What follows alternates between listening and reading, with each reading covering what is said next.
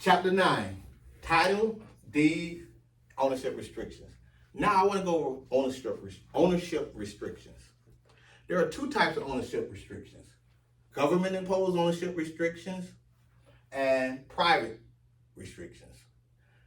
First, I want to go over the government restrictions. The government restrictions, there are three. The acronym is PET. But aside from acronyms, let's just know it. PET. I don't have a pet, but a lot of you guys may have pets. So that may be a great acronym for you guys to remember. PET means for the government, what are the three things government restrictions? PET, the P is police power. The government has the ability to determine what you can do with your property via zoning, via variances, being the building code, things of that nature. So even though it's your property, you can't build what you want on it. If you have a waterfront property and the maximum height is 20 stories, you can't come in and build a 50-story building if the zoning code only allows 20 stories.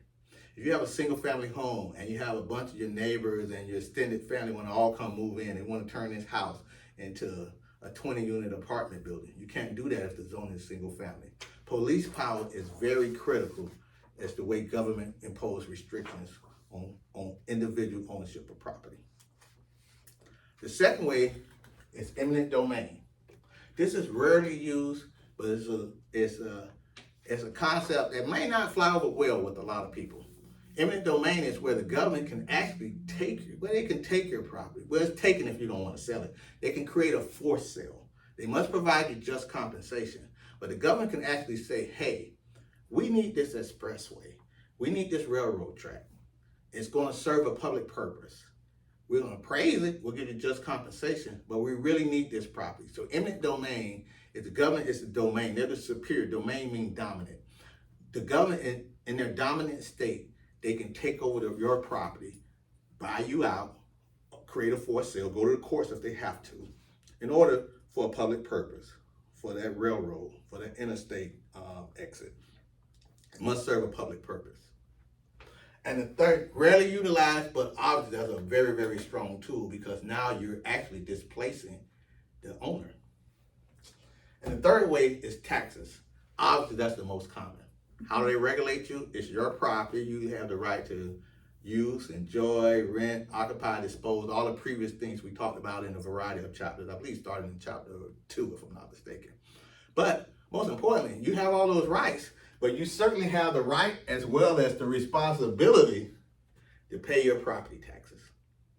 In the state of Florida, we don't have an income tax. That's the major source of revenue for the state itself, for local government as well as the statewide revenues associated with dock stamps on deeds and things of that nature, which we'll cover in math. But if you don't pay your taxes, the government can actually take your property via a process called the tax auction, they sell tax certificates, which they can initiate a tax auction, and your property could actually be transferred via a tax deed. So these are the three ways of government imposed restriction: police power, eminent domain, and taxation. Obviously, taxes happen annually as the most frequent and most common. Now, private restrictions. What are private restrictions of ownership? Private restriction is where it's not the government that's imposing restriction, it's private parties. Private restriction, the most common private restriction is deed restrictions. A lot of communities that were built out, planned communities, let's say you have a golf course community, and in the deed restriction, it says that every home on the golf course must have a 2-car garage and a separate bay for the golf cart. Or let's say you're in, hypothetically, I want to say Carl Gables or any Carl Gables. Let's say it says all homes of this must have barrel tile roof, must be a Mediterranean architecture. Deed restriction. It's not imposed by the government, but it's imposed by the developer of that community.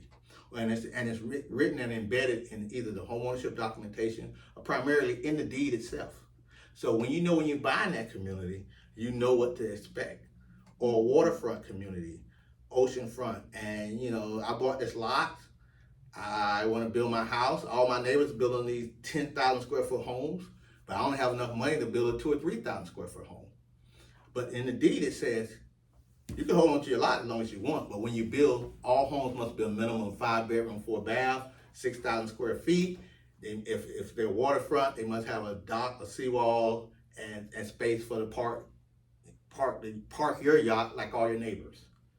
So the point is, deed restrictions are privately imposed, they're written in the deed, and they cannot be discriminatory in nature or anything of that nature, but they're written to preserve a quality of life. And in essence, they really enhance value because you have a consistency and an expectation of how that community will be at the time of your acquisition and how future buyers or property owners will maintain and manage their property. Easements. Easements also restrictions on property. Easements are basically, for instance, for utilities. The most common is FPL easements or utility easements or the phone AT&T. There may be other phone companies where they have the ability to access your property via the easement and check their phone lines or the underground lines that run. You actually own the property, but they have the right to manage their phone lines and lay their phone lines or utility lines on your property. And if damaged, to come and repair them. And again, that's a restriction on the property. It would show up on the title or the survey, but it does in the marketplace. It's common, it's known, and it wouldn't deteriorate the value of your property. It's commonplace. The second private restriction would be leases. Leases are imposed, and we mentioned the lessor is the landlord, the lessee is the tenant. Leases, at that point, if they're the lease on the property, even you transfer the property, if they're the 1 year lease, the new owner has to recognize the right of the lessee. So if you sell a property and the tenant is still there, either A, you could renegotiate it and have them leave, but the tenant has rights for that remaining lease period. The new owner picks up the terms of the lease because he's the new landlord, the new lessor. But that there is an ownership restriction or use restriction, certainly, because that lease, whatever the terms of that lease, they have inherent rights to pay an X amount of rent, to occupy the property, or whatever the terms that were associated with that lease. So it pretty much speaks for itself. And then the fourth